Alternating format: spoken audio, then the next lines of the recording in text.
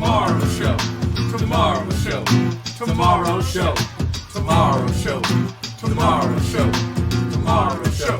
Tomorrow show. Tomorrow show. Tomorrow show. Tomorrow show. Tomorrow show. Tomorrow show. Tomorrow show. Tomorrow show. Tomorrow show. Oh yeah. Tomorrow show. Yeah, we're good. Yeah. You got that singing. You're gonna sing that live, right? You do that? The Tomorrow Show. Oh shit, that's probably good. Woo! The Tomorrow Show. That's awesome. Yeah. Hello. Hi.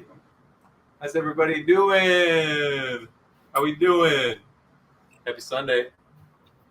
Can we speak closer? Oh, either way. How's everybody doing? Hey Minnie. Hey Minnie. Say what's up. Where y'all joining from? We got AC joining from the Beat Lab. I'm in my studio. I'm hanging out. Studio Sunday morning. You like Sunday that? morning studio. Yeah, that's pretty cool. Show us some of your other new camera tricks. Shout out Erin D, tech support, IT professional. Not much. Can you show us another neato trick? Oh, sure. What's up, Studio Goobly? We could go Out black there in and the white. south suburbs. Black and white. Whoa, black and white. What High else? contrast.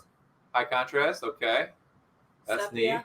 That's neat. Oh, look, we're old timey. Stramsky in San Antonio. What's up, San Antonio? Yeah. The Tomorrow Show. AC's got it. He's like Ice Cube. Oh, what's up? You've got Ice Cube positioned just so perfectly. Over your Doughboy. shoulder. Hell yeah. Ice Cube, Doughboy, Boys in the Hood. Wow. And who's First that? movie. Who's that there? Who you got there? Who you petting? The illest dog ever. The illest dog ever. Yeah. Oh yeah, we got some shirts. We got some shirts in the house. Network shirts. Can you zoom in on that? Can you zoom in on that? I don't know. Yeah. Network That's so shirt. crazy. Check that out. Check that out. Oh, you can move the camera around? Wow. Yeah, that's wow. pretty Follow dope. my hand. Follow my hand this way and that. Oh yeah. Oh yeah. Oh yeah. This we're gonna have too Do you much want fun. to show with that. the back? Yeah, I can show the back. Can you see the back? Mm-hmm. Whoa, I almost fell. Almost fell. Yeah, Studio Googly got her shirt the other day too. There it Can't wait to is. see you rocking it. That's cool. Have hope. Have hope, Chicago.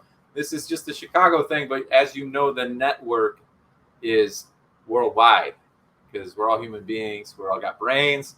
We all need to talk about mental health, and we all need to make the vastest, most compassionate network possible by connecting the dots, right?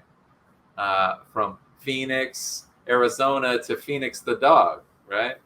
From skeleton to skeleton fanatics.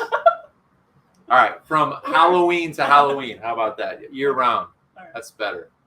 So people should be getting their shirts too if you haven't already gotten yours. Ours was a special delivery from COO Ben Matson, our guest last episode. If you haven't checked that out, don't do it now, but definitely go check it out. Ben is amazing, and it was really fun talking to him. AC, how was the gig? How was your gig? You had a gig last night? Blue Chip Casino, good. yeah? It was good. It was in Michigan City, Indiana. And it was a lot of fun. Crowd was into it. It was good. Oh, good. Did you have a favorite What's that? performance of the night? Favorite song that from the set? Uptown Funk. Ooh, Yeah, you guys got down? Yeah, I got real nasty on that song. that sounds fun. Was there butt shaking? Yep, lots of butt shaking. Just a lot of positivity, a lot A lot of people releasing all that good stuff, all that good brain juice. Lots of butt shaking. There was a surprise member in the audience that stopped through at one point in the evening. Oh, who's that? You guys might know him. He's a guy by the name of Adam Boardman. Adam Boardman. I was sitting there playing, just doing my thing, and I looked out. Because I don't really like to look at people when I play. It screws me up. And of course, for some reason, I looked out in the crowd, and I was like, oh, it's Adam.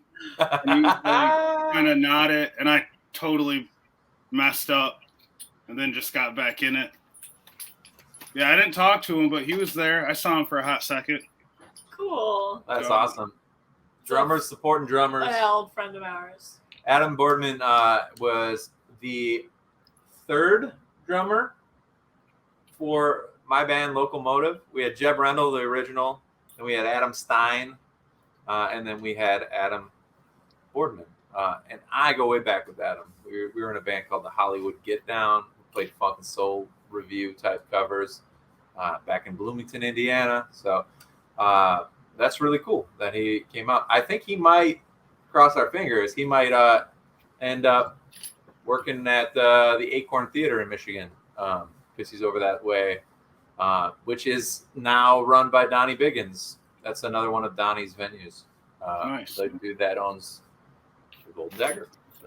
Nice. Small world, people connecting the dots, the network on the Tomorrow Show. What you doing? Are you feeling to make sure your bones are in the right spot? Yeah, they totally aren't. That's okay. That's okay. It would have to be up here for my collarbones, way up here. AC, do you have a Skelly shirt like that? I do. I feel like you do. I feel like I remember you having one. I got one that glows in the dark.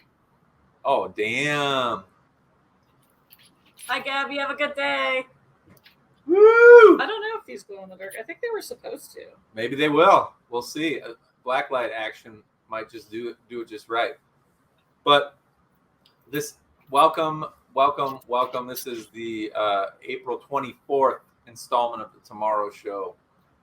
If you're just joining us for the first time or you're seeing this later, know that the Tomorrow Show is just like the Tonight Show, just like the Today Show, just like Sunday Morning, just like Mr. Rogers and Sesame Street. You roll that all into one. But the most important part, aside from entertaining you all out on Twitch, is that we talk about important stuff that helps us to cope, helps us to feel connected, that helps us to deal with mental health in a more productive, proactive way. Right? That is what the Hope for Us Network's all about. And we hope you will share today's episode and past episodes with your friends, with your family, with the people you care about, people in your community. So we can continue to grow this network. What got you through the last couple of days? What got you to tomorrow and then the next tomorrow? Last couple of weeks since the last episode. I've been doing pottery the last couple months.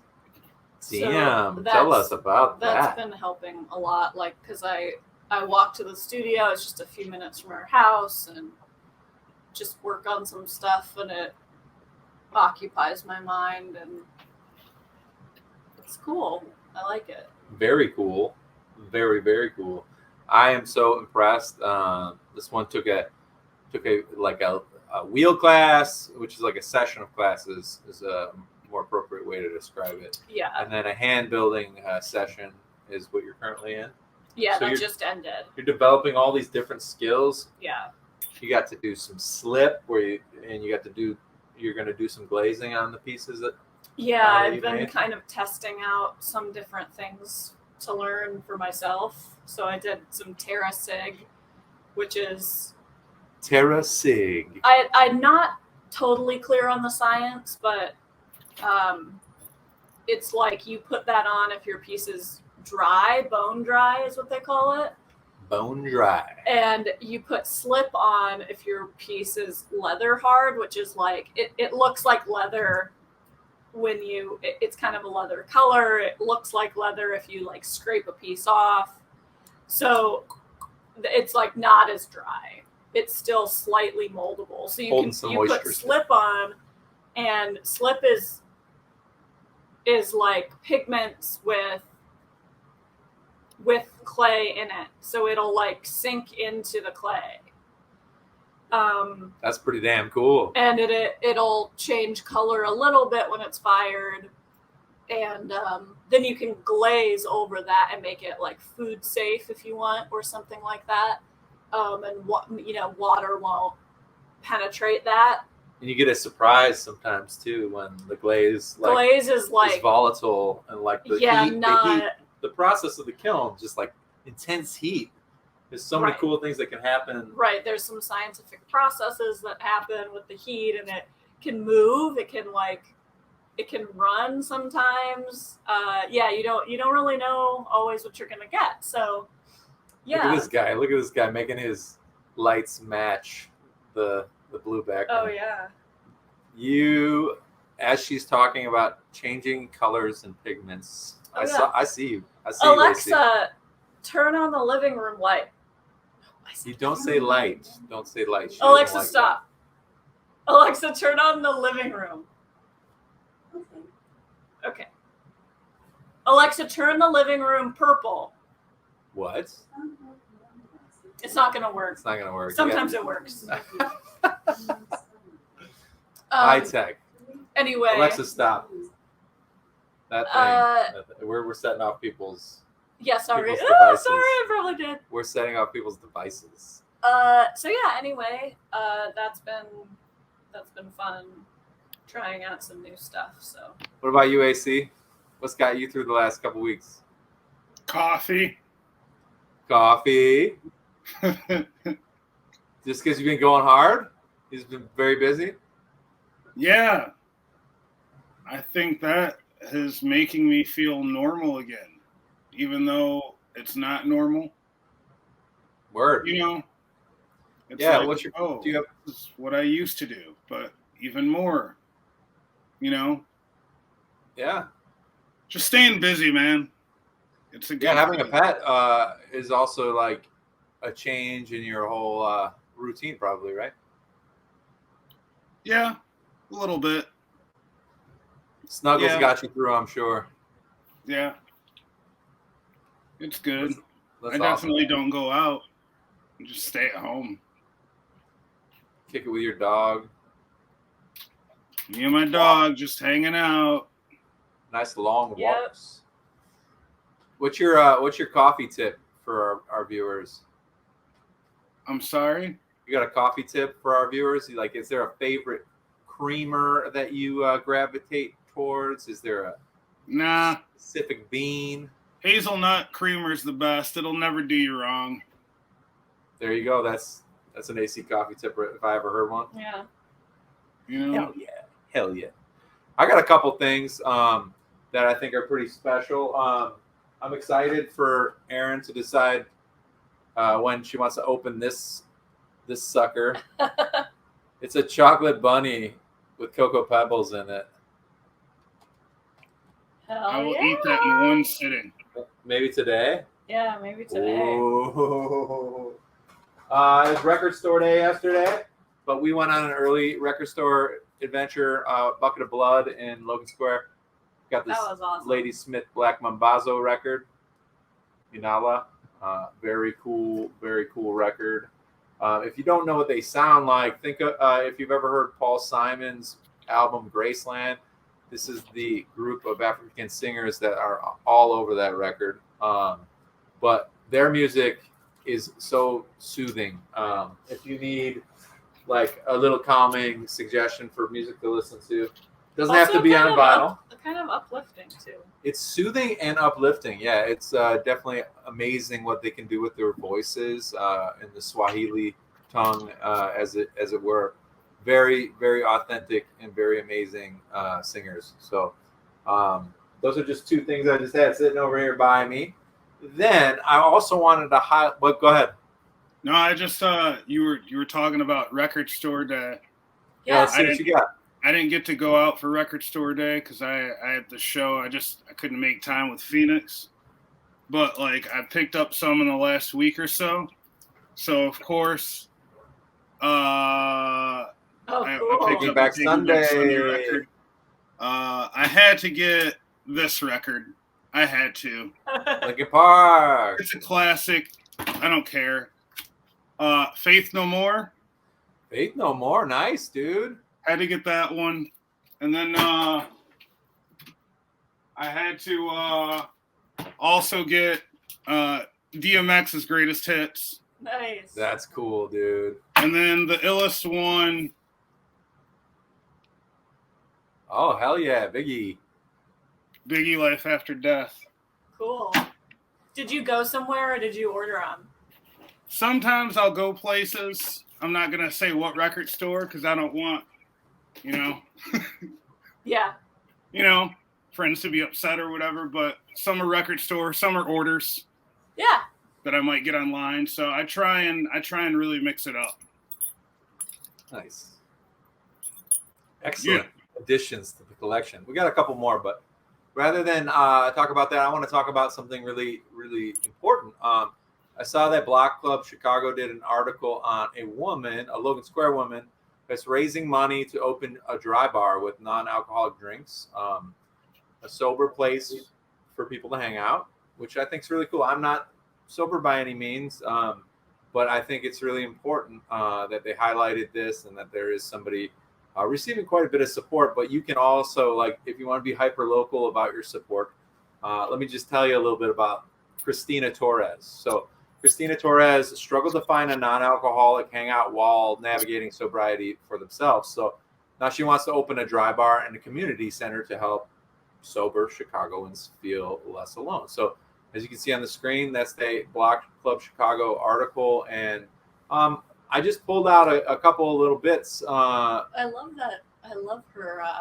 her little insignia. Yeah, her logo is very nice. And over the past 2 years, Torres has hosted 10 pop-up events under this name, Bendicion Dry Bar. The moniker is kind of used to encompass the non-alcoholic drinks and kind of activities that Torres brings. So dancing, open mic nights, do-it-yourself crafts. Christina is also doing a regular event series here in Logan Square. The bar is called The Native. Check it out because the next one's April 30th, and it's going to be centered around board games. So that's cool. And basically, the name comes from her immigrant parents, and this send-off from their language, benedición, which means blessing in Spanish, and is used as an expression in Puerto Rico, as where she's from. Cool. So the other thing that I wanted to kind of highlight, that the plans are huge. She wants this business to double as a community center, mirroring some of the programs she's participated in as a kid, like After School Matters. She plans to host a steady stream of community-driven events, from art fairs and chef showcases to English classes and tax seminars. That's so cool. And that's so badass. So snaps all over the place. Anything that would be helpful to people is what she's quoted as saying in the article. So as of this morning, when I checked their GoFundMe, they were very, very, very, very, very close to reaching their goal. So hopefully, you can see right there, almost reached their goal of 15,000 that they've set for themselves, which will be a great start. By no means is that going to be able to foot the whole bill, but so cool to see the community kind of showing up for stuff like that.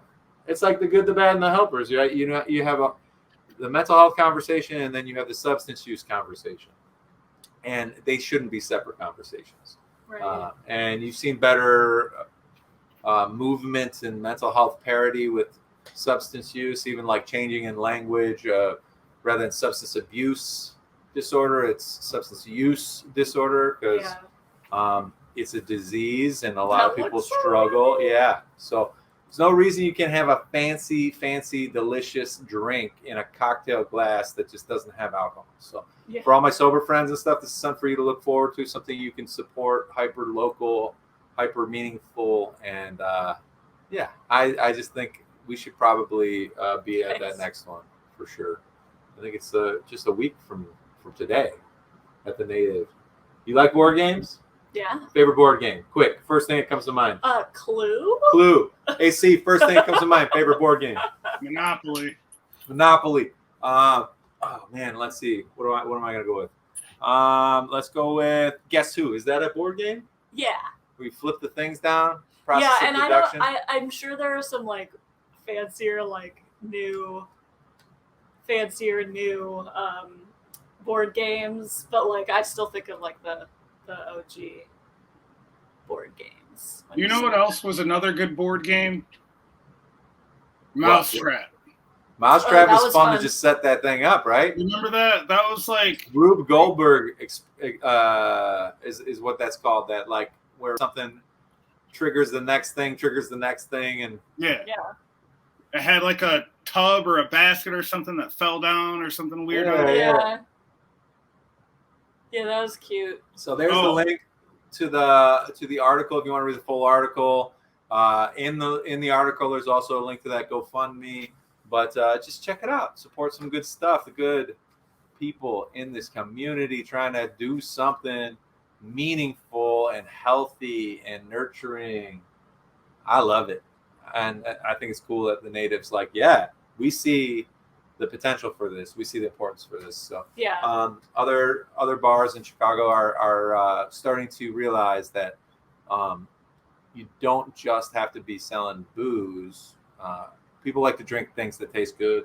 Yeah. People like to be together with other people. Well, I think too, though, like something that's different about having an all dry bar is like, yeah, it's great to be able to go to any bar and get a non-alcoholic drink. That's great, but there are that is tasty, a cocktail. But yeah, for some people that is difficult. So near impossible for others. Yeah. Right. Yeah. So yeah, just having and I love her idea of like it being just all this stuff about community. Yeah. And other things to do. And I thought you would appreciate that. Yeah, and then it's like, yeah, she wants to bring in, that also brings in other people who aren't necessarily sober, but are hanging out with their sober friends. Yeah, it's just like all really cool. It destigmatizes sobriety too, because like a lot of people, when they say they're sober, are met with the almost reflexive, well, why? Why don't you drink? Like, what terrible thing happened? Well, essentially, yeah, like there's these presumptions. Right, and on that note, we're forgetting that like there are an increasing amount of people who aren't sober for an addiction or a use kind of problem. It's purely like for their health, or they want to. But like, yeah, I have a friend who might have to give up alcohol for his stomach issues, and like he loves beer, and it's like super super sad, but like yeah, that there's other options. Yeah. So that's so cool. You can't you never know why. Yeah. You don't need to know why. Yeah, just it's like fine to just let people do their thing. Just let people be who they are, and you'll find that those people end up having such a boost in their confidence and feeling accepted by one other person matters. Every little bit matters. To piggyback kind of on what Erin was saying, like real quick, like, like you don't really need to know. So like if you're having a conversation with somebody and that comes up, and they're like, oh yeah, I'm sober or something like that, and they bring that up, best reply, best response ever. Short and sweet, totally cool. Ready? Here you go. Yeah, I'm sober. Oh, right on. Yeah. Move on and chill. And they love it and they respect it. And that's it. And I feel like if they want to tell you why, they will. You know? Like, yeah. I don't know. That's all. Totally. 100%. And for anybody that's looking to kind of get out in the community and see some local music, I'm playing twice this week. I'm playing with two bands I'm very focused on right now because we got new music coming out. So Locomotive is playing. Just on this Tuesday as part of the International Pop Overthrow Festival. The locals are playing in the same festival on Friday, the 29th. So Montrose Saloon is. Oh yeah, oh yeah. That's my little band. Little band. They're not little at all. They're a big old band, bunch of people. So you can come check us out. We're playing early, and it's going to be so fun. There's going to be a bunch of bands. We're playing a short set, so don't be late. Doors are at 7. Tuesday night music, especially for those industry folks. If you're in the industry and you are off like on Mondays, Tuesdays, things like that, it's the 19th annual International Pop Overthrow Festival at Montrose Saloon. So the locals, when are you playing on Friday? Yeah, so the locals, we are playing Friday for that festival at Montrose Saloon. We go on at 9:30 p.m., nice and early. It's not too late. You can come check out the short set. You can still be home by 11, which Yeah, buddy. I'll probably want to do. But come check us out. It's going to be a great show. Lots of cool bands and other acts that are going to be there. It's going to be a great week overall for live music in the city of Chicago. Yes, indeed. Who needs Coachella when you got the city of Chicago? You know what I'm saying? So, what else is really cool about this festival that's been going on for so long? It's like fostered a really dense community, a network of connections throughout the Chicago music scene. But it also happens in multiple cities. It was in Phoenix. They do one in Liverpool. They do one in a couple other cities. So it truly is an international pop overthrow. David Bash, shout out, power pop luminary that I've come to know through this process. So get out there for one of the nights. It's happening all through the week and through the weekend. And then on Friday, if you're more in the Pilsen area and it's just more convenient for you, Low Res Brewing is having the underground sessions, and Bad Candy gets to play with the Nets. The Nets are very cool. It's 3 really talented individuals, Christina Catone, Sonia Major, and I don't know the third person personally, but I got to play with Sonia and Christina when they were Honey in the 45s, and just really incredible. They reached out, asked Bad Candy to hop in, so we'll be playing down there in Pilsen at Low Res Brewing on Friday as well. So wish I could be there with UAC, but I'll be with Bad Candy up there or down there. 2101 South Carpenter Street. Low Res does some really delicious craft beers, and I hope you all, if you're in the area, can make it to one of these shows. That'll be awesome. Cool. And on a musical tip, I did want to share something I found that I think we're all going to get a giant kick out of. It got me through the week because it made me think of all the awesome information that AC shared with us. It'll kind of get us a little primed for when we do Theory and Beats live today. I just want to kind of let it speak for itself, but this is Grand Mixer DST on SNL, which was hosted by Ringo Starr in 1984 when Herbie Hancock was a musical guest, and they're performing a song called Rocket. And I'll tell you a little bit about that song after we play this short clip. Enjoy Rocket. Rocket. You know about this, AC? I wouldn't say it was a huge hit, but it was a hit enough to where it made somewhat of an impact on 80s music, especially in the hip hop R&B world. His song Chameleon.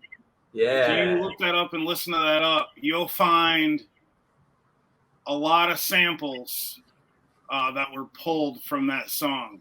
And the whole Headhunters album, dude, that record has Chameleon and Watermelon Man, and just you hear those songs and you're like, oh, I know the song. Even if you didn't know anything about Herbie Hancock, that's how important that music is in the history of music. So so that got me so pumped up.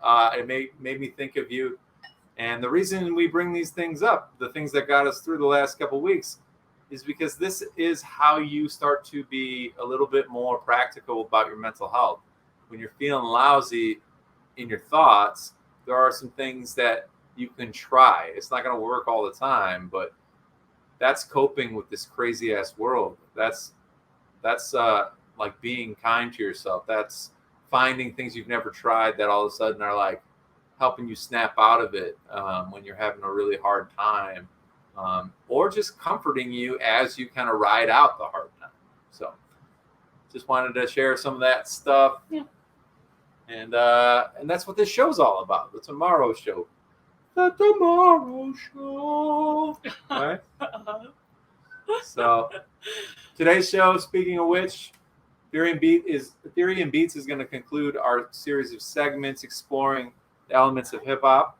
Thanks to AC. We're going to do it live. We're going to talk about MCs, and it's such a deep topic that who knows, we might have some overflow into future episodes. So stay tuned for that. Per usual, Erin D, you're going to show us that nature is amazing, and so are you. Right? And then, of course, we have a special guest. Our dear friend will be joining us from Fort Collins, Colorado. That's Gandalf. That's our buddy Gandalf. Our friend from Fort Collins, Colorado, that will be joining us is a chef turned meditation instructor, specifically primordial sound meditation. His name is Joe Ritter, a.k.a. Sugar Bear, a.k.a. at Rhythmic Alchemy. That's where you find him on Instagram. And we'll be having him later in the show to talk about meditation, being an instructor, and some of the benefits, and just wonderful man. Super excited to catch up with Joe. Yeah. So, you want to move on to your segment? Sure. Anything to set this up?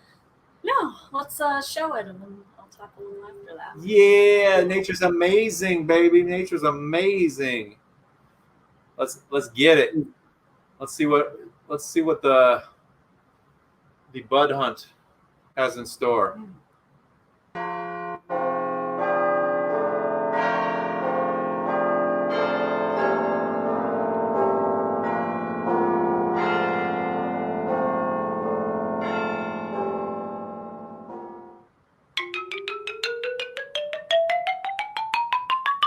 Nature is amazing, and so are you. What?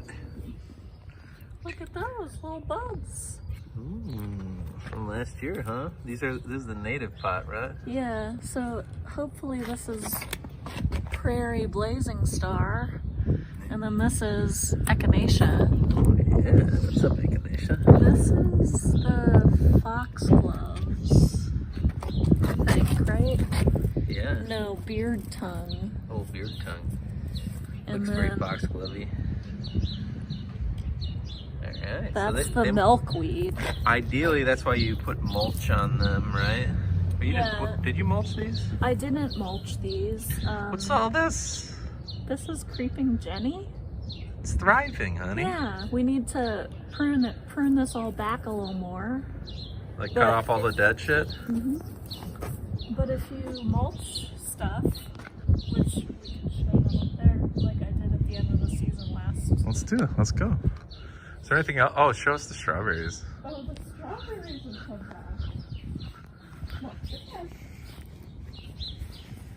back. What? Ever-bearing strawberry. Oh my. Look at those. Yeah. It's beautiful. Strawberries.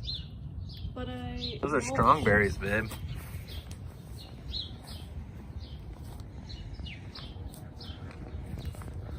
A little decay. There's some decayed stuff. Got a little hole in there. Come on up here. Oh, hi there. Hi. Ahoy. Ahoy. You look like you're on a ship. You're on a houseboat. Yeah, just sailing. Hey, know me, man. You're the man.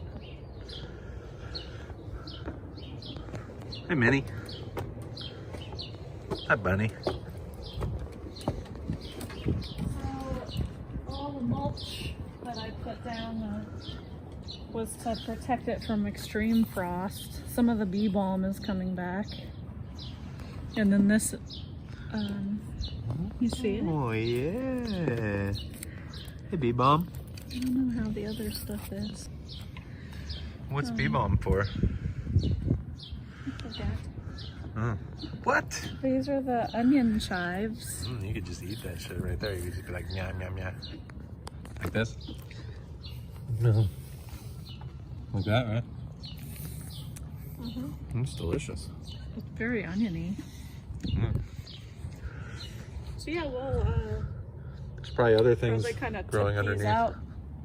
Oh, look at this one. Ooh, is this growth?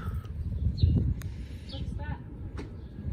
There's like a little bit of Corsican mint maybe coming back. And Maybe a little lemon verbena. Mini.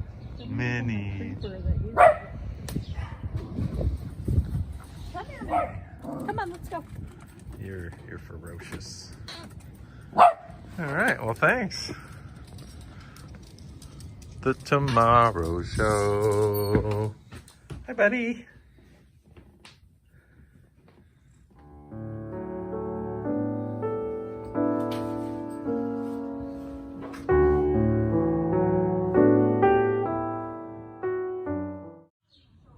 Day 2.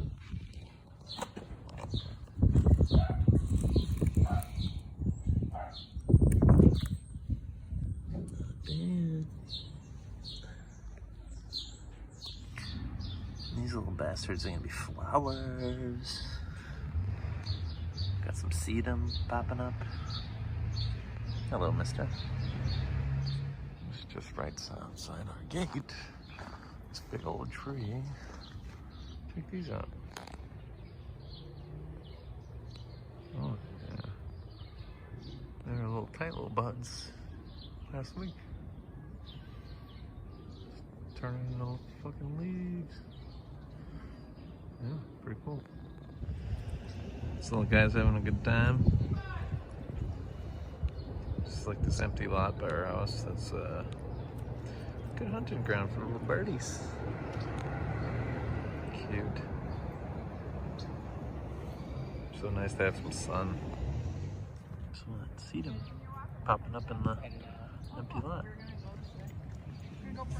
There's another great neighborhood tree just busting out the baby leaves.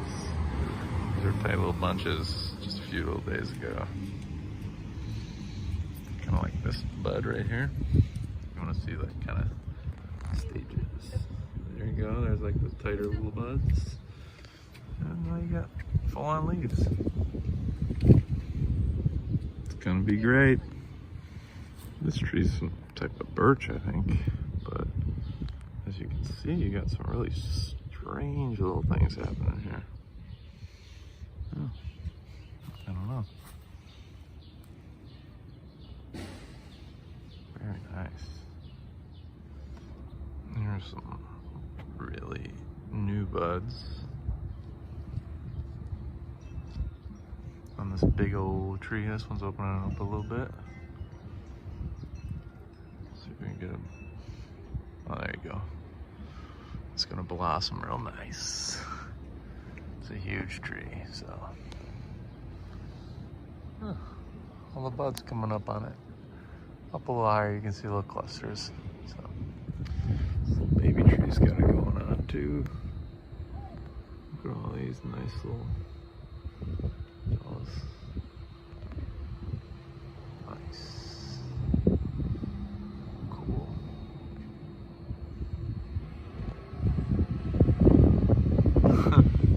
That's a nice little baby tree with lots of little buds on it. Here, I'll try to get that to stay still. There you go. Look at that. It's pretty damn cool, huh? All the way up. This thing's gonna be real beautiful. A couple weeks. Oh, and there's this awesome magnolia tree too. Just starting to get going. Look at these things. Let's try and get it so it's not backlit. They have huge, huge buds that pop on them with these big old flowers. Let's see. Yeah, you can kind of see it. It's a little wind out here, but see? It's pretty awesome.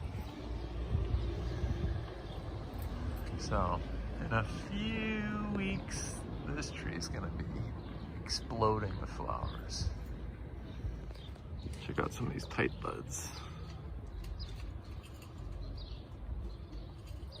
Amazing. Here's one kind of mid-bloom.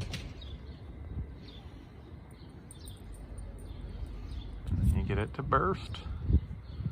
Hey, so cool. Ooh, nighttime buds. Look at these. Let's get really up in it, right? Ooh-wee. So different stages of buds right there too. Do you know what that is? Wow. So these people got it going on with this Parkway garden. Look at the setup. Can't really see the buds, but there are buds. And like, that is a massive setup. That goes over here. And they've got like the coolest setup on the, yeah. What do we got going on here? Is this a bud, hun? Well then, if you follow it up here, this is definitely a bud. So Nice. yeah. So I don't know what this is. What the fuck? Boy, look at those. Whoa, Nico. This thing's getting really beautiful. So big. Nature is amazing and so are you.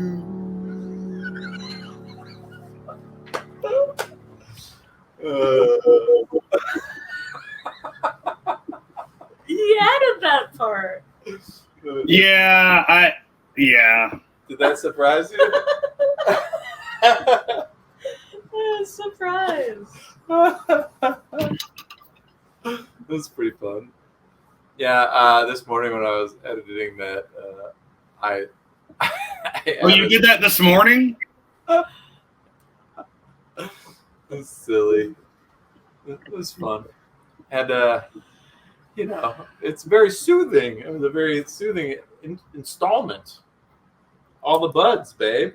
What you got? Okay, so Mike and I. Do you want me to hold the book? No, so Mike and I know like a good amount of trees. Like we've learned, or like our moms have told us. Sure. So like sometimes we'll see one and we're like, oh, that's a this. So That's a this. yeah. Or we're like, yeah, like you know what a Japanese maple is. Some people might not know what a Japanese maple is, right? True. So anyway, there's a few around the neighborhood that we've figured out, or like, you know what a magnolia is. So we knew over the years that we've lived here. Sure. Like I'm like, oh, that's the ginkgo last night, and like that's the magnolia tree. So anyway, there's a bunch that we don't know, and this was, I think, my mom's book. The copyright is 1956, and it's like one of those golden books. But like what I love about these, and I'd love to get like a real good tree one, but what I love about these is the drawings. They're like super, they're super detailed and cute. And it'll say like, this is the beech family. And it has them all next to each other, kind of telling you, comparing them to each other. And it has spring, summer, fall, winter. And it'll have like, sometimes it has some buds on there, babe. Yeah, like this one. So here's some hickories. All right. and it'll have like, this is their bark, and then this is what their little bud stage looks like. There's their, nuts, and then their leaves. And so you can compare it, and it tells you at the beginning how to use them. But I love scientific books like this. So cool. Yeah, so like this is like, here's the key, and this you might have done this in science class at some point, but like it'll be like, does it split off? Like that's what pine needles are. Does it have edged leaves that are toothed? So it'll teach you all sorts of different ways. So we have these for mushrooms that Joe Ritter gave me. That Sugar Bear gave me. We have them for moths, caterpillars. I have one that's cactus. And you can get some, like I have some really fancy bird ones that I got for birds, but I also wanted to show these. So these are from Sibley, who is a leading bird. David Sibley was an ornithologist. So these are all common backyard birds, and they're cards. So it tells you on the back. It's kind of cool that I could do that without getting closer, but it'll tell you on the back. It does, yeah. But it'll tell you it has habitat, a description of them, and their voice, and then the little oh yeah, look at that bird. Yeah, and then it'll have a map on the back too of like where you can find them. That's amazing. That's like the first thing I look at when I'm looking at scientific stuff, is like, is this even where I am? Could this even be here? And a lot of times it isn't, So yeah, so that's kind of fun, because you're like, oh, okay, that's the eastern and western meadowlark, and you'll see them. So these are fun to find, because they're all the most common birds you see. Ducks, vultures. Wicked. And then they have... Is that called birding? This color card, yeah. This color card is like this green color. That's across the country. So these would be across all of the continent. Then we have... Like the great blue heron. Yeah. Then we have... So those are the green cards. Then we have these purpley gray cards, and that's only in the West. These are my favorite quail because I grew up with them. They're like super cute. They're the ones with the little boop. And then the blue cards are us on the eastern. So so like you can kind of just look through there and even just see. Do you remember Quail Boy? Quail Boy from Doug. From Doug? Yeah. Put the underwear outside his shorts and put a belt on his head or something. Yep. Quail Man. Yeah, Quail Man.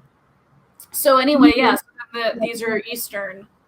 So like those are really fun because it's just like, it's not every bird ever, but it's like the most common ones you see. But what I was gonna say, so like those are all different options, that they make now. But like with the trees, I feel like I figured out what one of those was while we were watching it. Like we have a honey locust down the street, so like those, I actually have those seed pods. Big seed pods. Those crazy seed pods that you see. Those long ones, they're like this big. It's a honey locust. Those are honey locusts. Yeah, so like it's just kind of neat to look at and try to figure out. And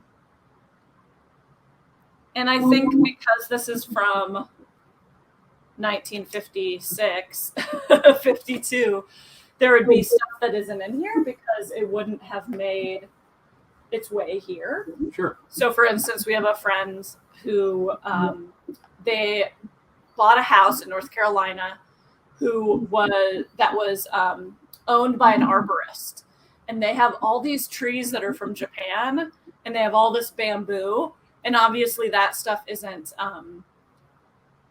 local. It's not local, Right. Not native. or even of this continent. But a lot of that stuff I think would not be in one of these books because it's not Western, honestly. So yeah, so those are like, I highly suggest looking at these books. They're always at the library. They're super fun to look at. Yeah. Yeah, Can you zoom us back out? absolutely.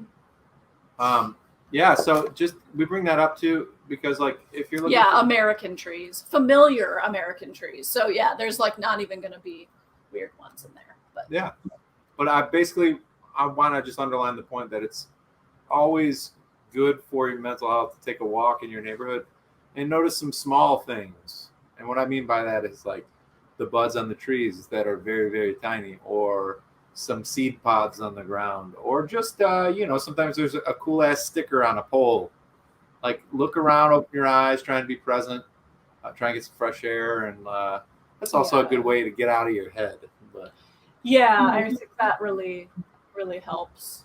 My mom was really good at being pointing out little things like that too. Well, it's like it's a meditation of its own. Yeah. And we're going to talk more about meditation when we bring Joe on.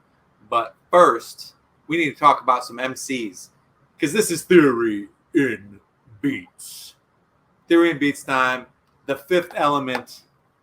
AC, can you tell us about the fifth element of hip hop? Can you give us a little rundown? Yeah.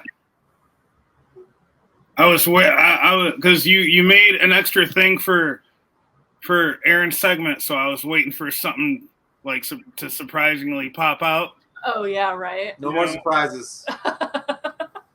So we did beatboxing, we did breaking, we did graffiti, we did turntables.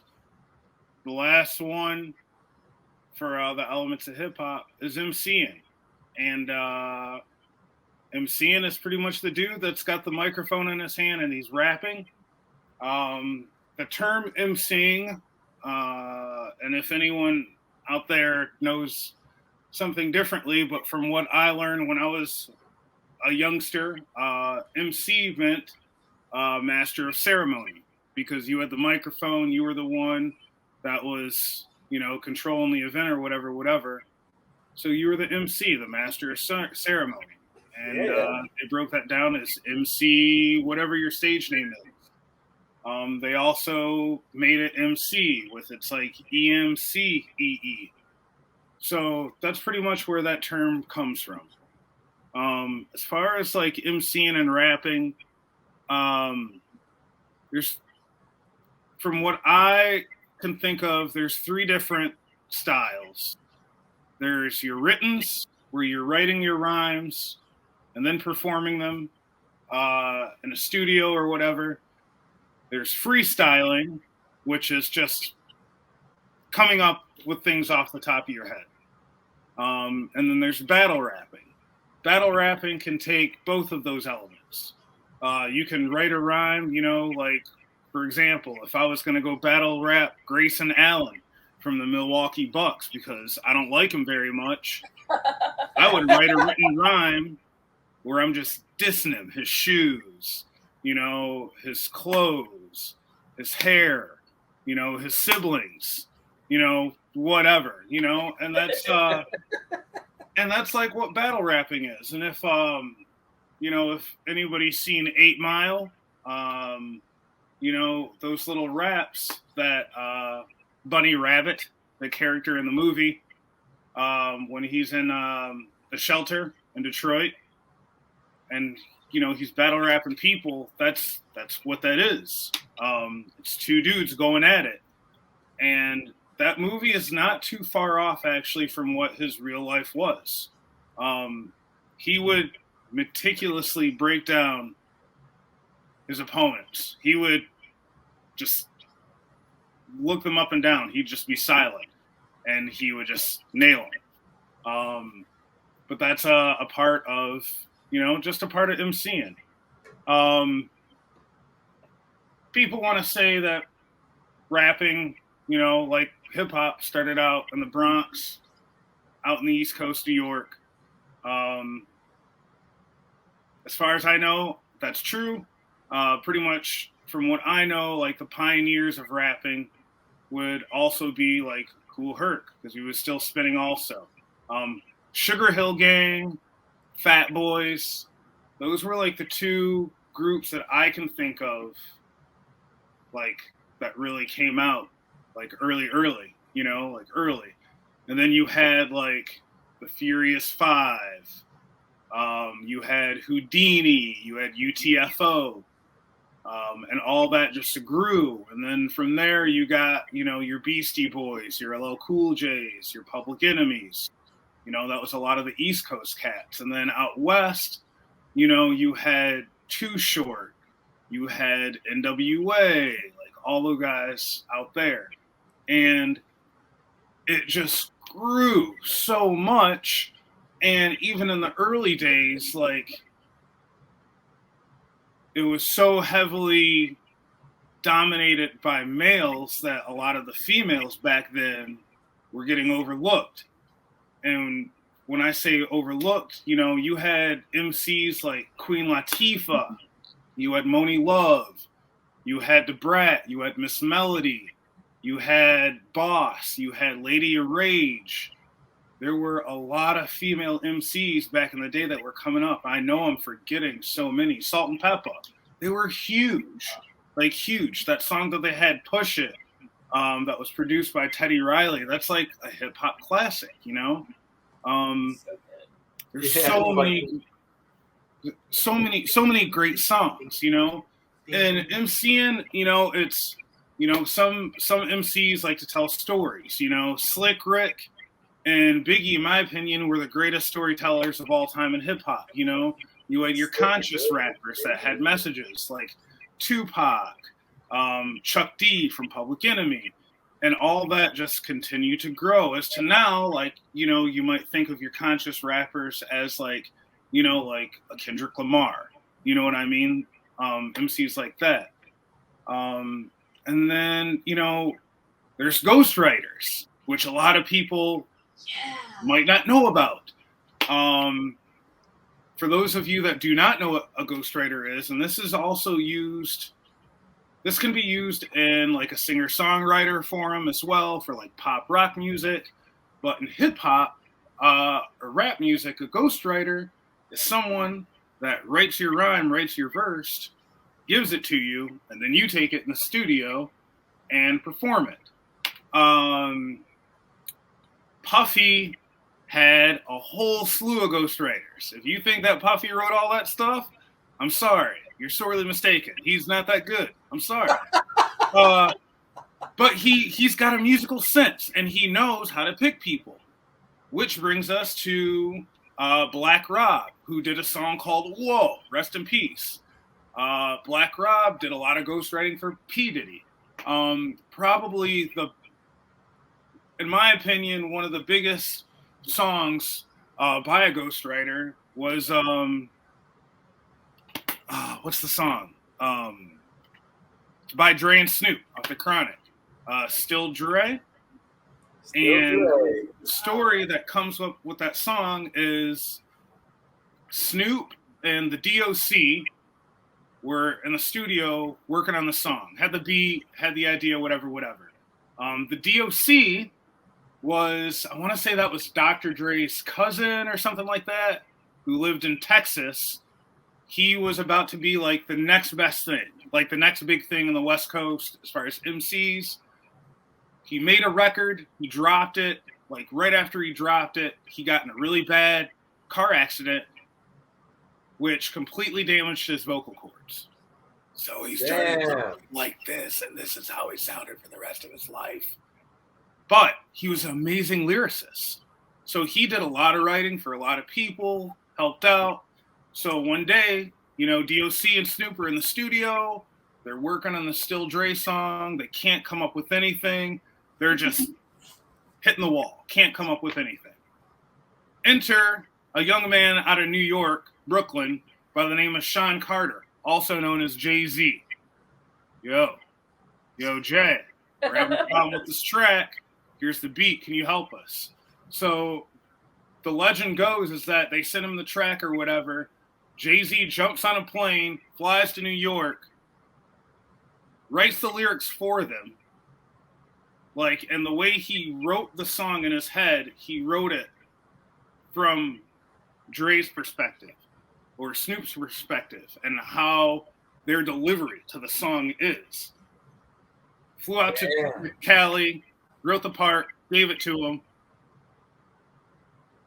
Flew back to New York, still Dre, and you would never know it. Yeah. He's talented as fuck. Yeah, he's talented. Also, another thing about Jay-Z, I don't know exactly how far to an extent this goes. He doesn't write a lot of his rhymes. He'll just go in the booth and he'll just go. There's a doc where he's working with one of the greatest producers of all time, Rick Rubin, and he's working on 99 Problems, and pretty much all freestyle, shows him doing different takes, and it's incredible. But there's ghostwriters. Another cool thing about hip hop is MCing. Everybody wants to be the best MC. I'm the best this. I got the best rhymes. I got the best clothes. I got the illest crew. So there's always that competitiveness going back and forth. So with that, there's been a lot of hip hop beefs, whether they've been friendly or the other. Some of the greatest MC battles would be like, who was it? MC Shan, I want to say, and Kool Mo D, which was like huge way back in the day. And of course, like, you've got your MG Kelly and your Eminem, which that was a good little one, a current one. And those are called, those are just people going back and forth. But when they put it on a record and they go back and forth, it's called a diss track. There's 2 diss tracks that are the best diss tracks of all time. Number 1, Ice Cube, No Vaseline. If you've ever seen the Straight Outta Compton, it comes up in the movie. This song, No Vaseline, Ice Cube wrote shortly after his departure with NWA and having to deal with Easy, Jerry Heller, the management, Ruthless Records. It's a diss track. It's amazing. You just hear him making fun of him. It's great. The second best diss track of all time, Queen Latifah. It's on the Set It Off soundtrack. And, now I can't remember the name of the song. But it's fire. It's fire. Name Calling. That's it. Name Calling is the name of the song. It's on the Set It Off soundtrack. Queen Latifah. It's a diss track. And still to this day, I have no idea who she's talking about, which is funny because I'm really good at digging in and finding out. To this day, I have no idea. But, when you're making fun of somebody else, when you put it on a record, that's a diss track. And Ice Cube and Queen Latifah, without a shadow of a doubt, had probably the 2 best diss tracks of all time. And yeah, that's just a little bit of me blabbing about MCs. Cool. That's a decent chunk of information about MCs and in hip hop that like are standout for you. And I think in coming weeks, we might be able to touch on a little bit more individual MCs that were like, really important to you, to hip hop, to whatever. And maybe even like some specific songs will be thrown out there, because we'd like to keep highlighting hip hop because it's one of the art forms in the musical spaces, just like punk rock, that was born out of like this rebellion, this revolution, this counter to the status quo. And that kind of stuff is important. It's the same as talking about mental health when people are like, no, we don't talk about that. it's not exactly the same because it's a whole other kind of life and a whole other kind of art form. But what's beautiful is that it's a mode of expression that has helped a lot of up and coming artists probably be healthier as a result of not keeping all those feelings and all those thoughts and all those emotions inside. So Sure. And there's definitely a lot of, MCs, on all sorts of levels that talk about mental health and depression and dealing with things like that. Because just like, it's a stigma, even in the hip hop community. I remember growing up, there wasn't a whole lot of talk about that kind of thing, and as time goes on, I would say probably, I mean, I know I don't listen to a lot of his music, but I know Logic is a huge advocate for it. I don't listen to Macklemore, but I know his music is very, aware about that. But, artists that, I do appreciate and love a lot. Biggie talks about it on his first record, dealing with, his mom having cancer and not having, money to feed his daughter, that made him, feel depressed. He thought about suicidal thoughts, Lots of MCs back in the day didn't write about that at all. It was very, taboo or stigma or whatever. You didn't, and he did. There's another MC called R.A. the Rugged Man, who's an MC from the East Coast. He had serious mental health problems, like some serious issues, like he was homeless for a little while, like a lot of his siblings were really, really sick. And he went through a lot. He talked about how, he got his sanity back, how he, got himself back to a better place, and things that he went through to get from, that point to where he is now. So I think that's huge. And, I think, and I hope more artists, more MCs do that, I know Kid Cudi does that and in his music. Yeah. And it's huge, it's good that people are bringing it up. Yeah. Yeah, so we'll do more Theory and Beats, making music together, showing you our process of making music, but we'll also continue to just lift up some of these people in hip hop that speak to that, because it's important. Yeah.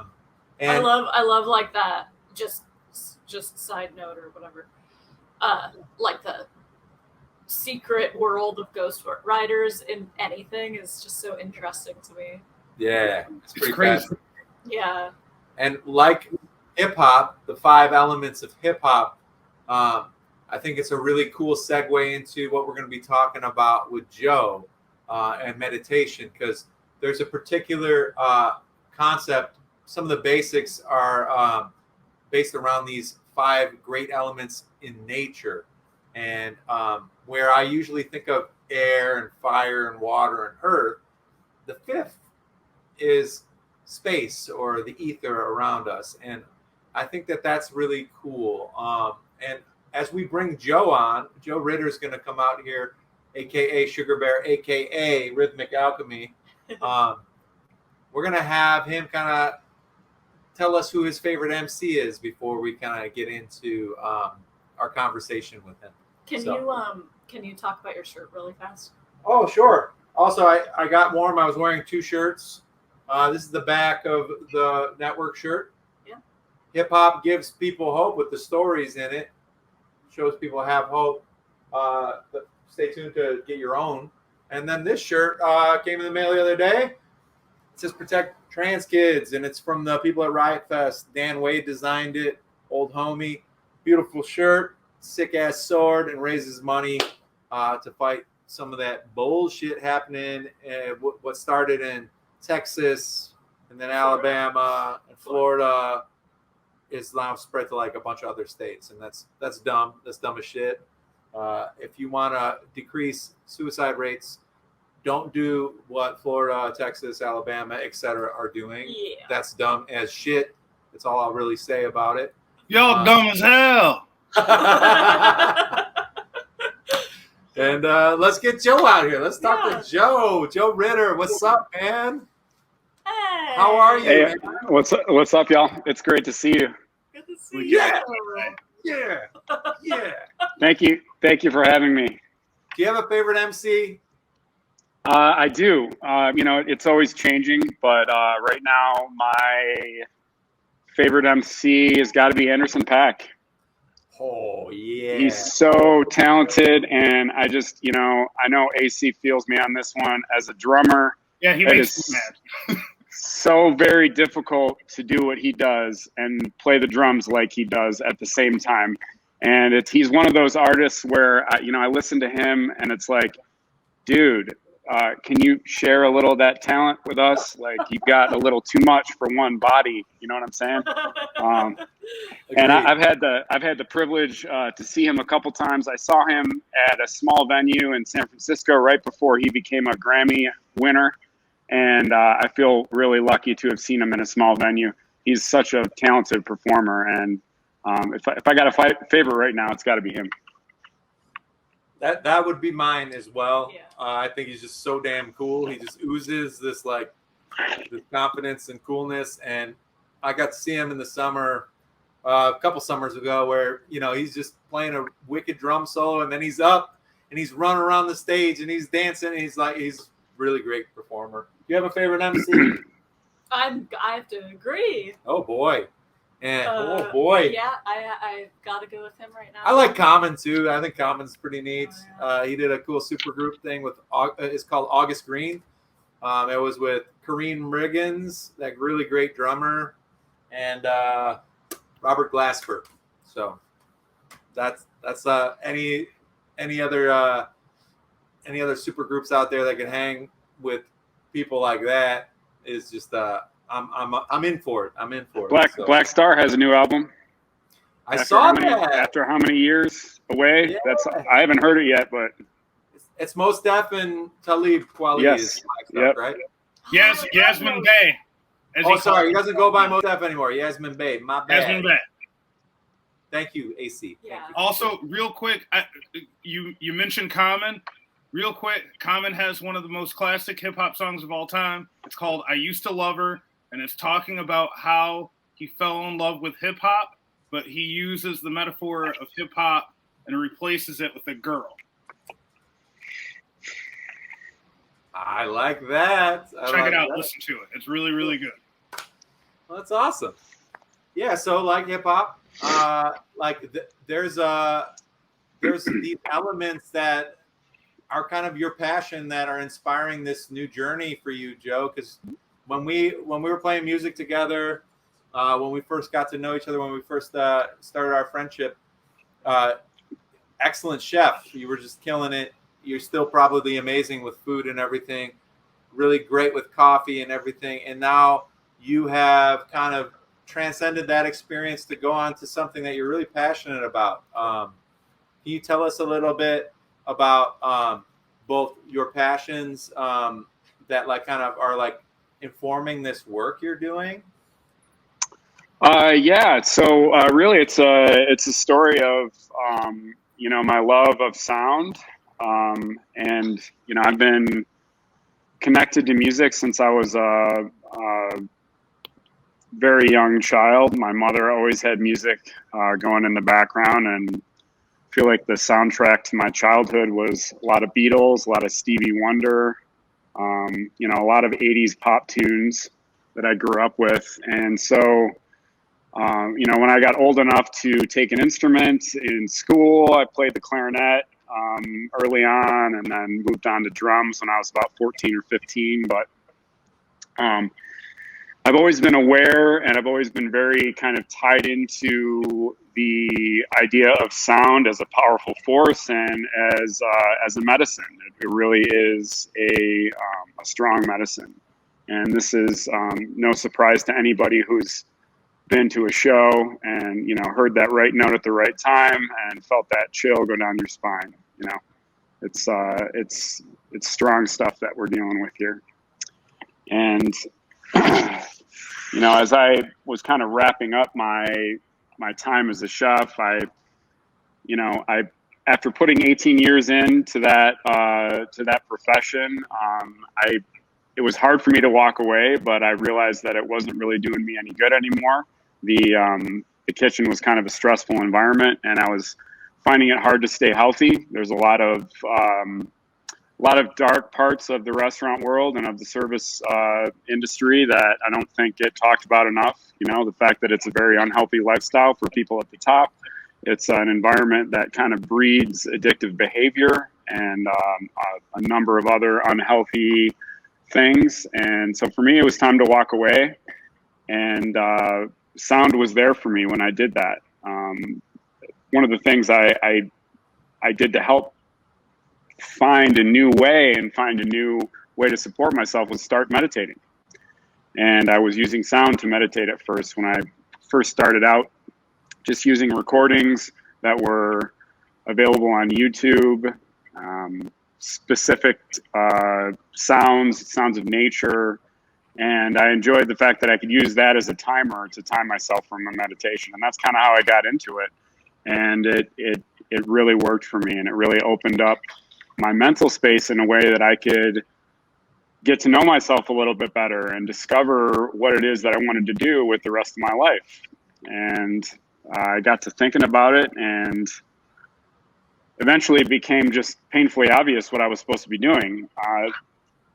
I discovered just by self-study that the reason I had remained in the kitchen for so long was that I loved being a teacher. I loved teaching people valuable skills that they could use not only at work, but also in their personal life to make their lives better. Cooking was one of those things, and I loved that part. And so I decided that the best way to kind of honor that passion of mine, education, would be to teach people the very thing that I used to save myself, for lack of a better way of calling it, and that's meditation. So that's a little bit about the transition that I made. That's perfect, actually, because there's a Japanese term you referred to, like really love your website. And how do you say the Japanese term? Is it kaizen or how do you Kaizen? Kaizen. That makes sense. And it means change for the better or continuous improvement. The idea is just making a small improvement every day, no matter what that is. No matter how small, just a little bit of an improvement every day. And that was kind of one of the driving forces, probably like that you kept core in this whole thing, right?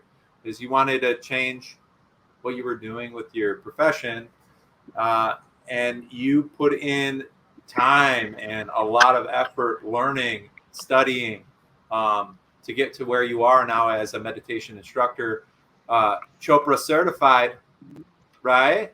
What does that mean for our viewers? Yeah, so I hold primordial sound meditation instructor certification from the Chopra Center in San Diego. It's now known as Chopra, but this is Deepak Chopra's organization that he founded alongside another guy named David Simon in the early 90s. And it was a center for physical and mental well-being. And they've done all kinds of things for the world of mindfulness. They're growing. It's a global organization now, and it's one of the most highly recognized schools for this type of thing. And they certify meditation teachers, Ayurvedic teachers, and also life coaches, which is something that I'm working on right now, a little bit of Ayurveda. So it's an amazing organization, and I'm forever indebted to them. They really helped me transform my life, and I really can't say enough good things about them.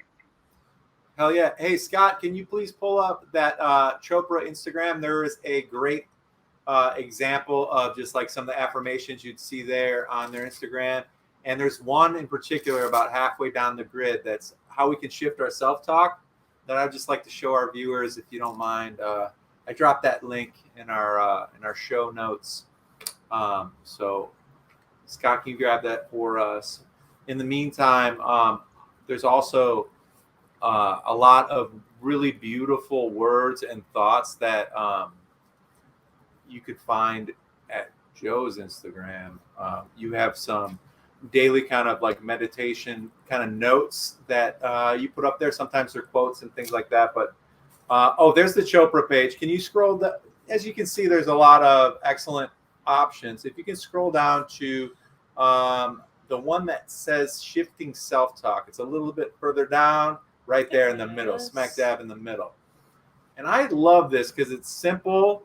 And while this may not be what you think of when you think of meditation, there are components of kind of retraining yourself and how you talk to yourself.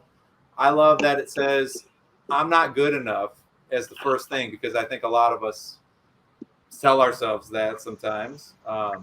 And it reminds me of some of the things that you've put in your journal on your page, man. I'm good enough exactly as I am. All right. Will you read the next one, honey? I can't do this or something similar. I can do anything. Anything is possible. Yeah. And, I'm undeserving of love is probably one that a lot of people might tell themselves. Well, I deserve the same love I give to others. So, if you're putting out that love, you deserve it just simply because you're putting out love. And I fail at everything. I always try my best, and that will lead me to success. Finally, I'm not strong enough. Well, I can get through this is just a little different, slight shift in your self-talk. That's good enough, Scott. But it might seem like little things, but yeah, it's all matter, and it matters a great deal for you to think of all those little tiny bits of the ways that you talk to yourself or think to yourself. So yeah, I'm really like humbled by knowing about Deepak Chopra and the work that they've done just through the passion that I've seen kind of beam through you. So Yeah, and it's so true. The way that we talk to ourselves is incredibly important, and that internal voice that we have is an incredible tool. And when we're talking about healing and becoming our own best therapist, because I truly believe that we all deep down inside, we know exactly what it is that we need to work on. And we know by that same token how to heal ourselves.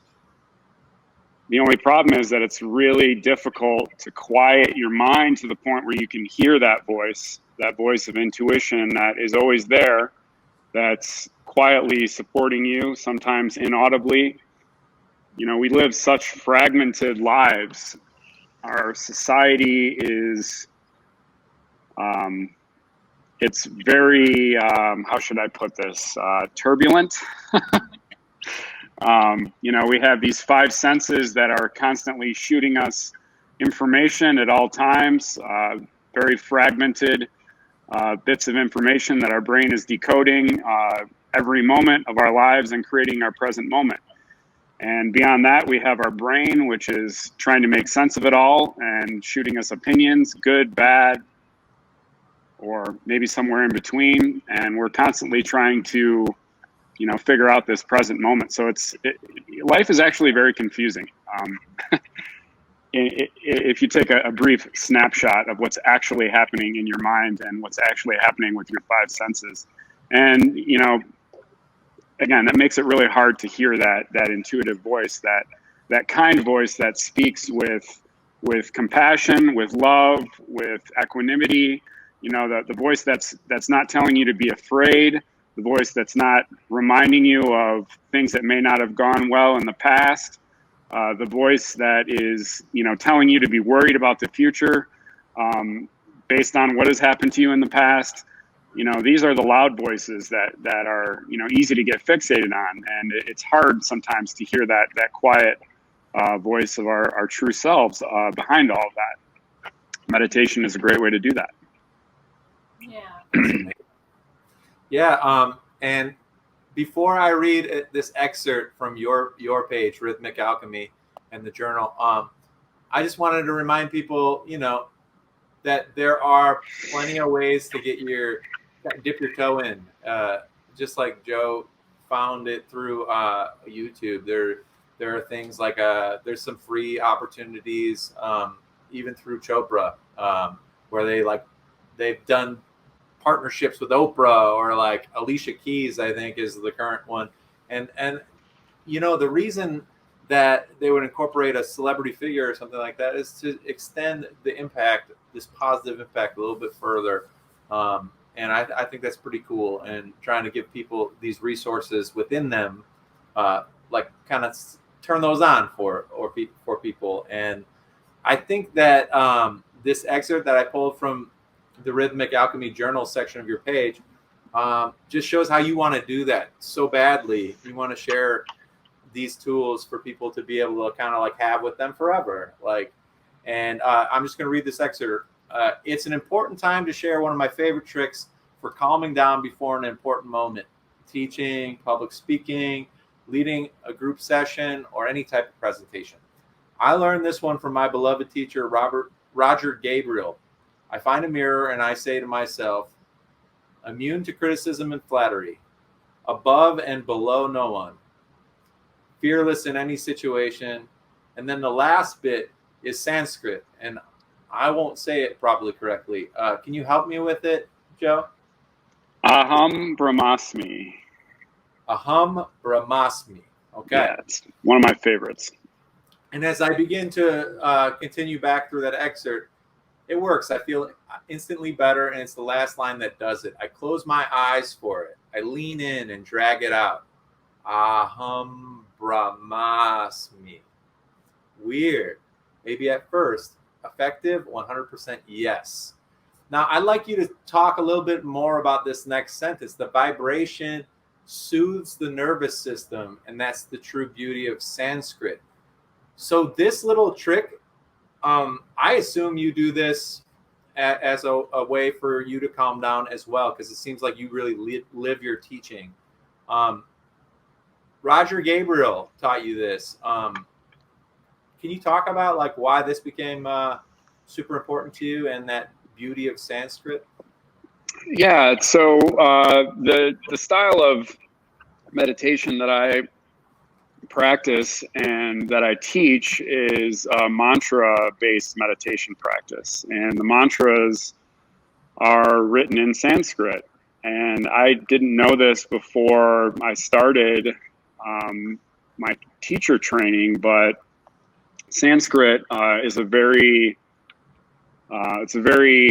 fundamental language in the sense that it really is kind of a sonic representation and a sonic code for all of the natural laws of our existence and the universe in general.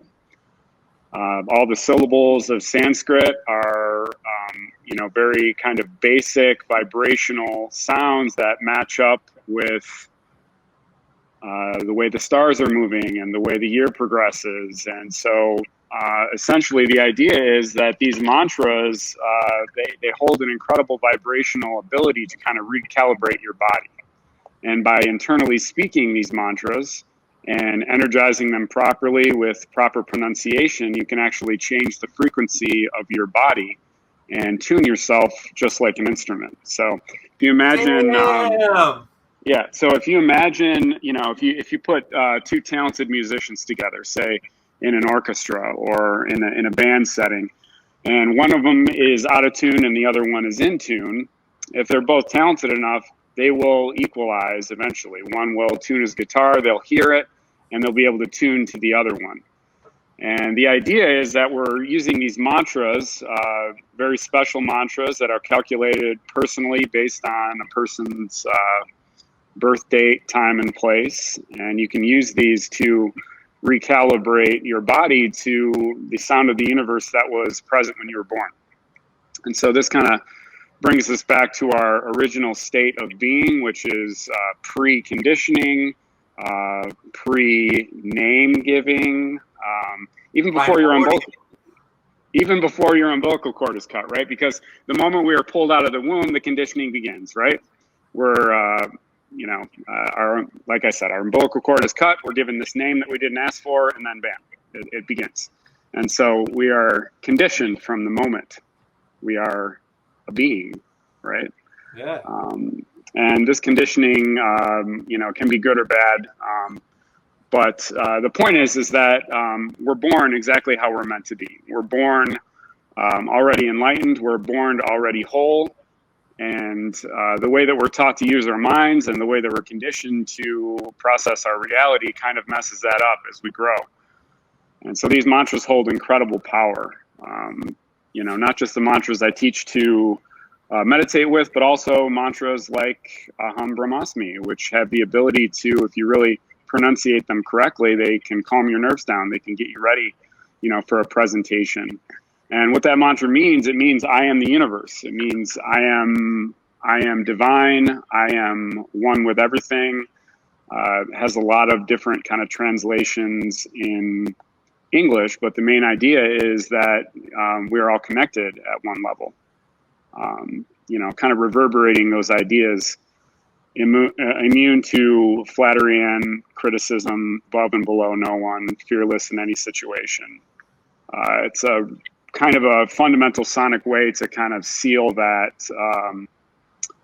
little practice that I do, and that I would suggest everybody try before a big performance moment. Yeah, that's awesome. Yeah, very grounding.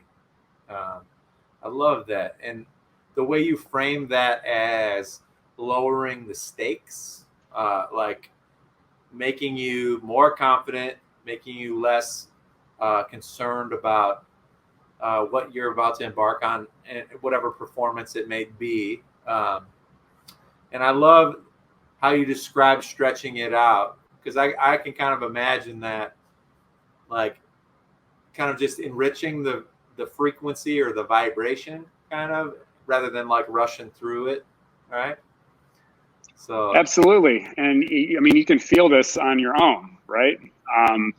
You take a bite of delicious food. What do? Right? Yeah. Close your eyes and make that sound. And if you're direct it towards your spine. Close your eyes and make the sound and direct it towards your spine. It feels good, right? This is what we're talking about here. Yeah, it's like the humming is like kind of like a tickling in like a pleasant sensation down your spine. Yeah.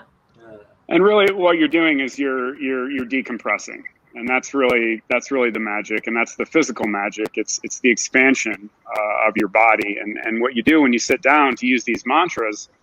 There's a couple things that make meditation really difficult for whatever reason. It's sitting down and doing nothing, and for whatever reason that's really hard. But I've got some theories on this, and I think one of the reasons why it's so difficult to sit down and meditate is, again, because of that conditioning that we have from our society.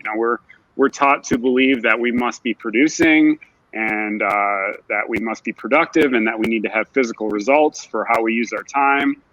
And the truth is, the thing that we need the most is just to sit down for a minute and do nothing and allow ourselves some rest. And that is one of the things I try to promote the most through my education, is just getting people to take a moment for themselves to sit down and decompress. And what that moment allows, it allows the body to rest, it allows the body to kind of let go, and it allows it to perform as it's meant to be, which is a vibrant processor of conscious energy. We experience so much stress in our lives. As we get stressed out, our energy system gets blocked. Stress is stored in our bodies, in our tissues. I have a teacher that likes to refer to it as the issues stuck in the tissues, right?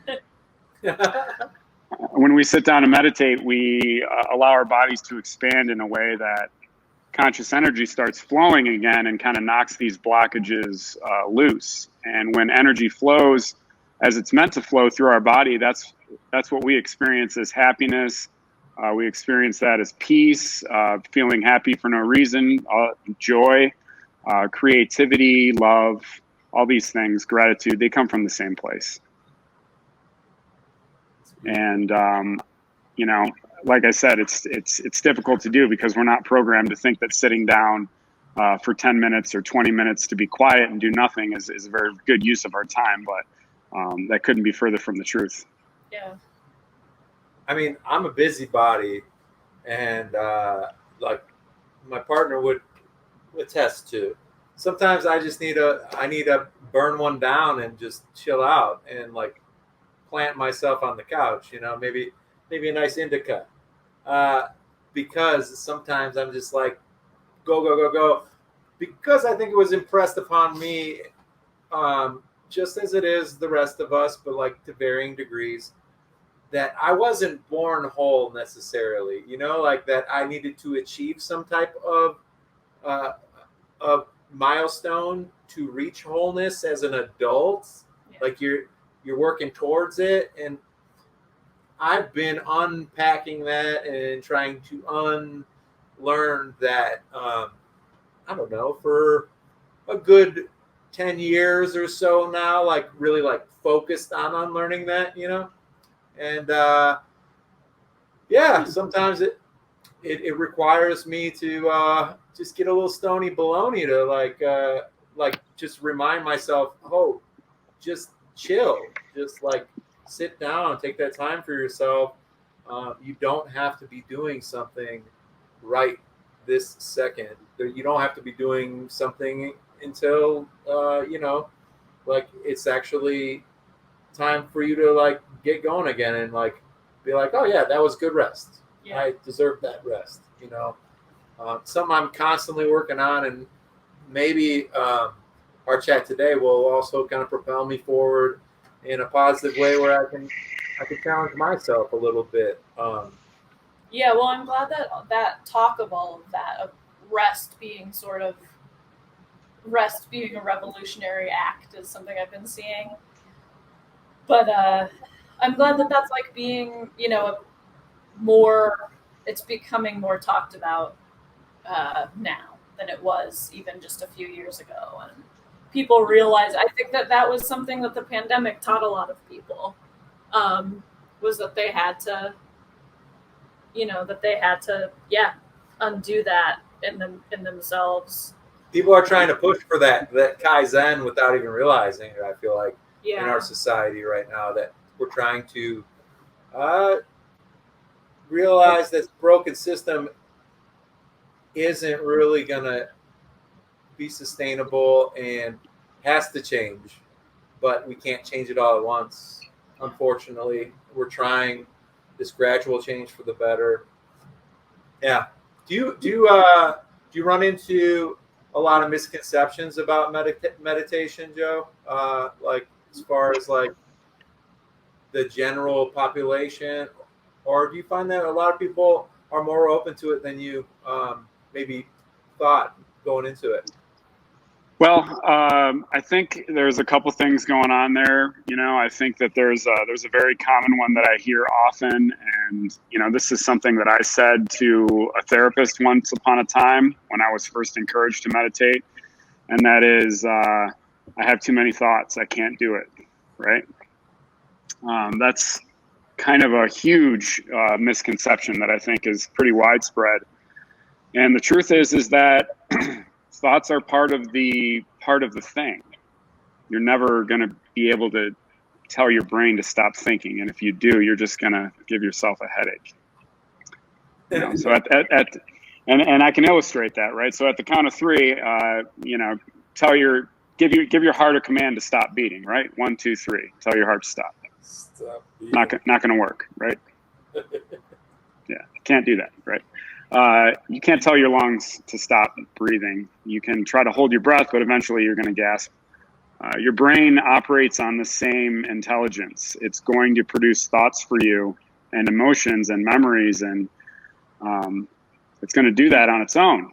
And the idea is just kind of work with that and use the thoughts as part of the process, because they really are a necessary part of the experience. And I just tell folks when they tell me that, I'm like, you know, by virtue of the fact that you're telling me this, it tells me you're already halfway there. You are able to observe your thoughts. You're telling me I have too many thoughts, which says you're aware of them. You know them, that they're there. You know that there are a lot of them, right? So that is like half the game. And so that's one thing that I hear a lot. And another thing is, again, it's people don't think it's going to work. They don't think that sitting down and doing this is going to help them. And I think a lot of it really comes back to fear, unfortunately. People are afraid of their own power. People are afraid to, and this is a very subconscious thing, maybe to the point where somebody might not be even be able to tell you that. They're afraid of their own ability to help themselves. And the truth is we don't like things that are not comfortable. And oftentimes the ability to become our own therapist and our own healer, that kind of sits outside of the comfort zone. And that's a scary place for some folks. And so those are a couple of the things that I hear a lot. Yeah. Misconceptions, I think. That's awesome. Something I learned from a coworker, I think her therapist told her about mantras, is that our brain immediately hears a mantra as if somebody else is saying it. So if you look at yourself in the mirror and you say a mantra, your brain thinks of it like another person telling you that, which is important for people who have been told anti-mantras their whole lives, things that aren't good about themselves. It starts to reverse that. And I thought that was so cool that it doesn't matter who says this thing to you or somebody else, your brain will start thinking that. And that's just so cool. That is cool. Is that why you mentioned I find a mirror for that tip of before a performance to calm your nerves? That's a great way to direct outward sound at yourself, And just saying things out loud. So and there are all kinds of mantras. There are mantras that are designed for speaking out loud. There are mantras that are designed to be chanted. There are mantras that are designed to be on a poster on a wall somewhere. And there are mantras that are designed to be used internally just for their vibrational purpose, all different kinds of mantras. So that's cool. Is there other sound? Well, first of all, let me ask this question for all of us. Very soothing sound, like sound machines or things in nature. Like, do you have like a favorite sound? What is it? For calming down or for just feeling like in your happy place? Rain? I like rain. I also really love the sound of surf. That's my second one. On the beach. Same. AC, you got one? Oh, he's muted. You muted. We can't hear you, man. What? I know you can't hear me. Don't worry, I'll get there. I'm trying to figure it out. I like the sound of Mike not telling me when I'm muted. I like the sound of rain also. Being from Michigan, I like the sound of like outdoors. Like, as far as like, times when I've lived out in the countryside or whatever, I like just that, Like the cricket sound or like the locusts? Just nature, just outside in the woods, just whatever you hear, whether it's birds or feathers or trees or the wind, just like something about just like nature, a pack of coyotes attacking something, Just whatever you hear in the woods. Nature sounds. You're talking like the potpourri or cornucopia of nature sound. Yeah, I love that. And I also like the sound of Mike V telling me when I'm muted. I always think of this. There's like a mourning dove. We had a lot of mourning doves where I grew up, and I would hear them like outside my window in the morning. Yeah. And it's like they kind of sound like owls. They're like, whoo, whoo, whoo. And that's like very calming to me. Like that? I think like when I have our cat on my chest and he's purring too. Yes. Like, I think that kind of, it has to lock in to It's this a in some way because of the vibration. And as musicians, we're all like, when we hear that word resonate, there's probably like a million different things we could think of. In my guitar, when I'm playing an acoustic, there's like a resonant chamber. The whole thing of wood is full of this sound vibrating and being amplified out of that sound hole. But when I've been playing music with you or you, there's also that resonance that's like happening through your whole like chest cavity with the bass sounds and stuff like that. Is there more than mantras that you've experimented with sound healing and primordial sound meditation, Joe? Yeah, I mean, I think all of those things that you guys mentioned, all of those sounds that are just inherent to our existence and that come out of nature, these are primordial sounds, and these are the sounds that once upon a time, thousands and thousands of years ago, these are the sounds that, the great rishis and sages were listening to when they kind of cognized Sanskrit as a language, So this is, all of that is incredibly powerful. Any sound that you find naturally in nature, the power of waves you mentioned, Mike, is a really good one. There's a breathwork practice called Ujjayi that kind of mimics that sound. And I definitely teach that one. And I, instruct my students to imagine themselves at a beach as they're breathing and, focusing in on that calming sound of their breath and noticing that it's quite similar to waves crashing on the beach. This is incredibly powerful medicine. That's great. Scott, can you actually pull up the Rhythmic Alchemy website? As we wrap up today, I want people to be able to see it. I want people to be able to know that if they are just curious and they want to shoot off a message to Joe, that's cool. If they want a consultation, if they want just to kind of look at his site and read his very comforting words, right there, music is medicine.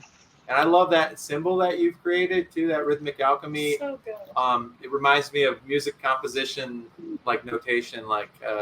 Well, I'm glad you brought that up because, as you know, that's a quarter note rest. And, what that symbolizes is the space between our thoughts. And that is where we meet our true self. And that is what you can access with a daily meditation practice. And so that logo is very meaningful to me. And, I appreciate you bringing that up. Yeah. And so if you have questions like why get a t-shirt, if you, just want to hear a little bit more about kind of these guiding passions that we've talked about too, he's got stuff written on there. It's really neat. And I think that following his Instagram would be a really great opportunity as well to kind of get a little more acquainted with Joe and Rhythmic Alchemy and how you can maybe incorporate this into your life. So we'll be dropping the link to that site, and you could follow him at rhythmic_alchemy. Is there anything else you want to say to the viewership, the Hope for Us Network, before we get out of here? Yeah, absolutely. First of all, gratitude to the three of you for having me today. I couldn't be more honored to be a part of this program. And I would just urge anybody that if you're even remotely curious about starting a meditation practice or what that might entail, please reach out to me. What I do is that I help people create a practice for themselves. It is my kind of goal to give you all the tools that you need to do this for yourself. And you'll be a meditator without an app, without a teacher, without me. You can just do it on your own every day for the rest of your life. And that's kind of what I set people up for. So if you're at all curious, please reach out to me via the website or via one of the social medias. Instagram is what I use most often. And, I would look forward to working with you if you're curious. Yes, that's awesome. Yeah, I love that so much. And I love you, man. It is so cool to be with you on this journey and learning from you all the while. So Thanks for joining us on the show. The Tomorrow Absolutely. Show is every other Sunday on the Hope for Us Network's Twitch channel. Follow the Hope for Us Network on Instagram, Facebook, YouTube, all of those things. Follow AC Loves Music. Follow Rhythmic_Alchemy. Do all of the things so we can connect the dots in this great network and remind each other of ways to get through to tomorrow, even when it's real, real, real hard. And remember that you are the universe. Should we hit that mantra one time together before we sign off? Sure. All right, so pronounce it one more time for us so we've got it fresh in our head. Aham Brahmasmi. Aham Brahmasmi. Are you all ready? You ready, AC? Aham Brahmasmi. Okay, here we go. We got to drag it out. 1, 2, 3. Aham Brahmasmi. Yes. Brahmasmi. Awesome. Well, thank you everybody for tuning in. And if you are watching this in later days, share it, make a clip, and tell people to tune in 2 weeks. We'll see you then, and it'll be May. Holy shit! It's gonna be May. Thank you, AC, for tuning in, and from the Beat Lab, man. What My studio. Oh yeah, your studio is amazing. We'll see you all again. In a Joe, couple good weeks. to see you. You too, buddy. You look great, buddy. You as well, as always.